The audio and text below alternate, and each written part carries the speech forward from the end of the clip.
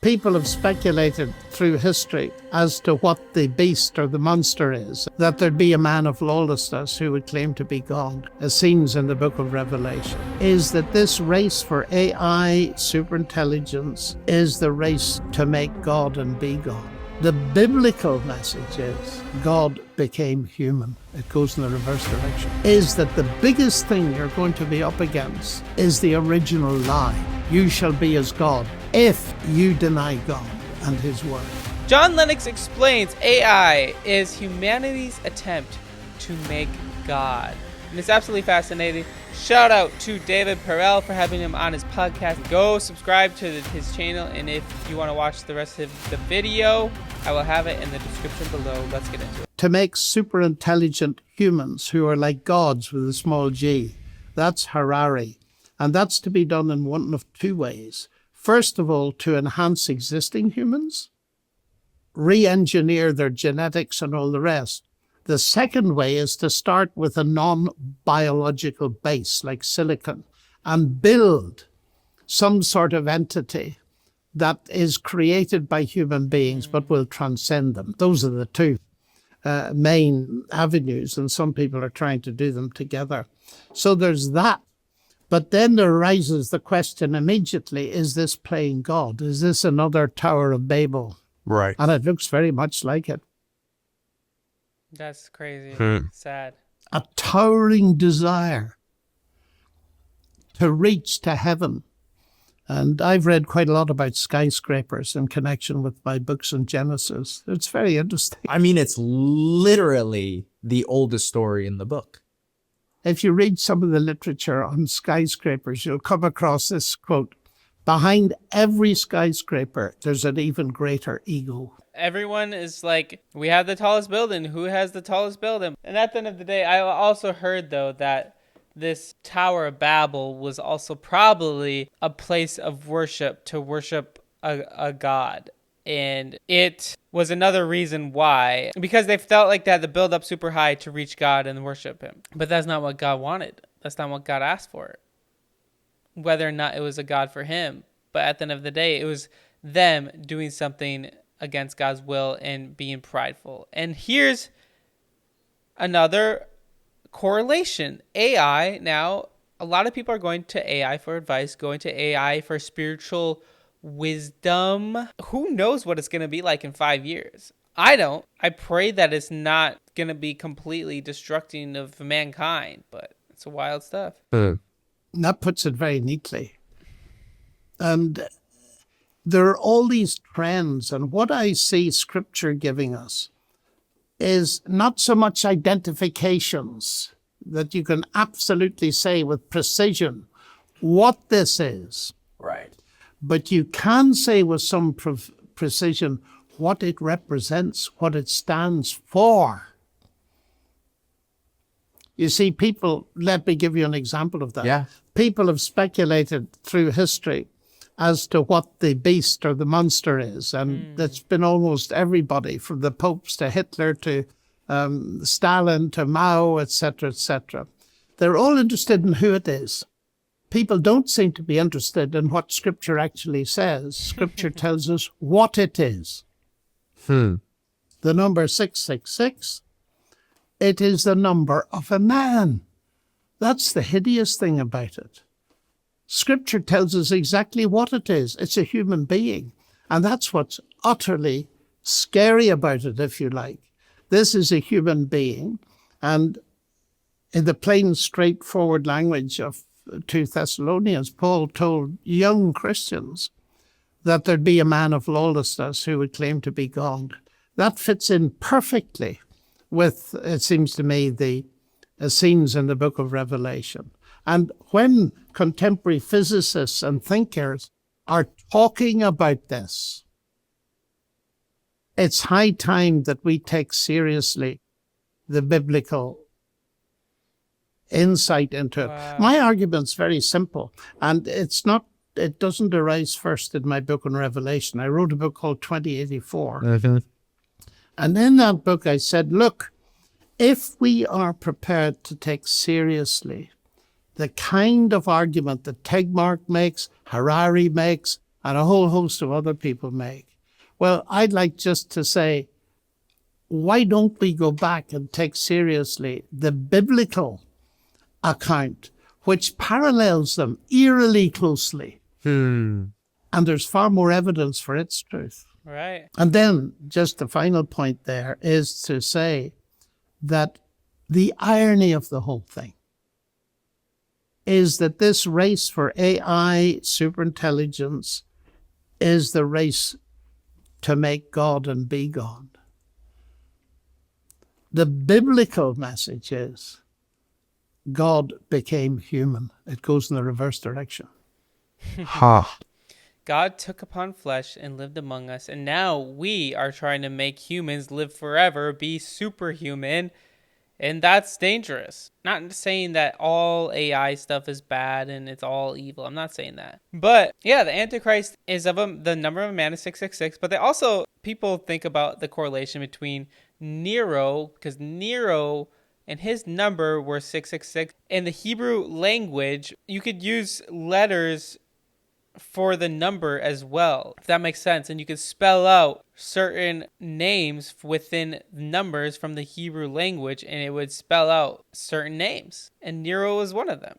But also you could do that today, and apparently Hitler spells out 666. Like, it's weird. It's creepy. And you know, if spelling out Jesus' name spells out, I believe it is 888, and the perfect number is 777. But 666 is for mankind too. It's below perfection. And I think that's a very powerful idea. No kidding. And it leads me to my next question, which is, this has been watching the LLMs in many ways become smarter than me. I mean, smarter than me, yes. Yeah, yes. It's been... In certain respects. In certain respects, thank you. But it's been dejected. And it's made me ask, like, what does it mean to be a productive member of society? What does it mean to be a human being? And that's what I want to ask you about. How has watching what has unfolded over the last many years changed your conception of what it means to be a human? Well, it's that question that got me into this whole field. I was asked some years ago to give a lecture on AI, an introduction to a conference of Christian leaders. Okay. And I said, I'm not an expert, get an expert. Or they say, you misunderstand. We want you to talk about what Genesis says about what it means to be human. And let that be the basis of our day's discussion. Wow. So I started preparing, and very rapidly I saw this is going to need a lot of work. I did the talk because I do have some ideas on Genesis, but that's what led to my first 2084. There are two 2084s, 4 years apart, one last year and one 2020. It's just going so fast.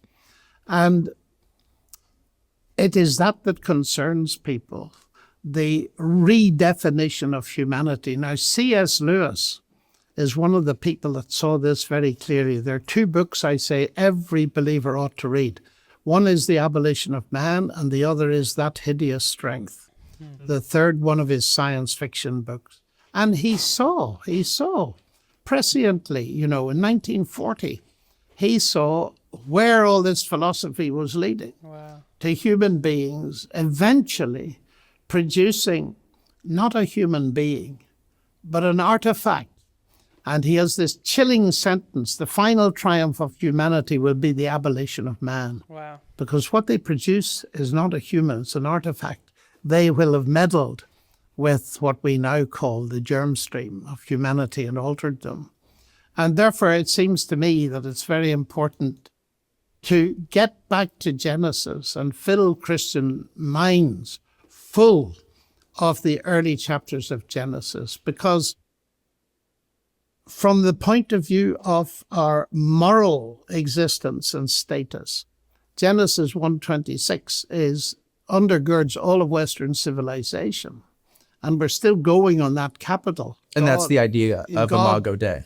Yes, God made human beings in his image. He didn't make the stars in his image. They show his glory, but they're not in his image.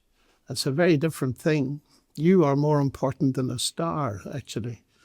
So that exploring that, Imago Dei, I think is a very, very important thing.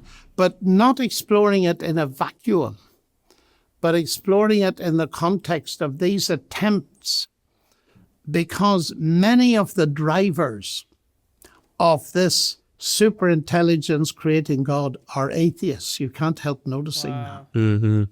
And so it is an attack in that sense. I want to point out there is one though, which is super weird. This I think he grew up evangelical Christian, and he loves to look at. I think his name is Peter Thiel. He loves to look at the end time scenarios and the Antichrist, and he's one of the forerunners. He worked with Elon Musk. He was one of the owners of PayPal, and now he's one of the forerunners of this AI products, this software that works with the government, I believe. And he was asked, like, the things that you're building, would that be beneficial to the Antichrist, be useful? And he was just stunned by that question, because it is something that he doesn't know the answer to.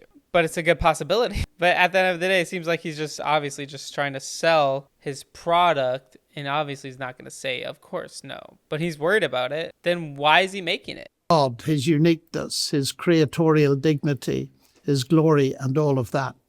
Of course it is. And what Scripture tells you from the beginning is that the biggest thing you're going to be up against is the original lie. You shall be as God if you deny God and his word. So we're back to where we started, the word-based universe. In Genesis 1, you have the word as the base of creation, and God said, and God said. But in Genesis 3, you have the denial of the word By the snake. by the snake as bringing catastrophe into the world. And it's the talking snake. It's amazing that people listen to talking snake. That suggested that you will rise, you shall be as gods, knowing good and evil. And the mistakes that are made about that. There's a famous snake path in UC, I think it's San Diego. I don't know whether you know about the snake path. It's a big snake which is in the form of a path, and it goes up the hill, and its mouth stops at the entrance to the university library. Okay. And there's a little Garden of Eden at the bottom, and the snake coils around it.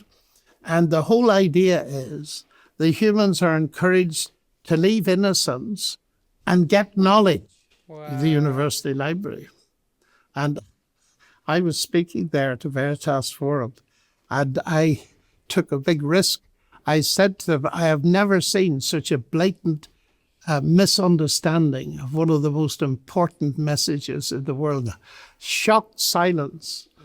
I said, this is the misunderstanding that God prevented them from eating a tree of knowledge of good and evil, and you've changed that to the tree of knowledge. It wasn't a tree of knowledge. Wow. There was lots of knowledge in the garden. In fact, science started there. God said, name the animals. It was full of knowledge. The tree of knowledge of good and evil, that's a knowledge you don't want. Well, I nearly caused a riot, I think. But anyway. That's such a... I've never seen that library before. That's crazy. That's so wicked. Like, what a defilement against God. But all of our struggles comes down to pride. It's, do we want to submit to authority, or do we think that we can do it on our own? That was Satan, Lucifer's problem, pride. He wanted to be like God. He didn't want to worship God anymore. He wanted to be worshipped as God. And that's the same thing. And essentially what we all have to deal with, we have to submit our lives to God and surrender to him. It's fascinating.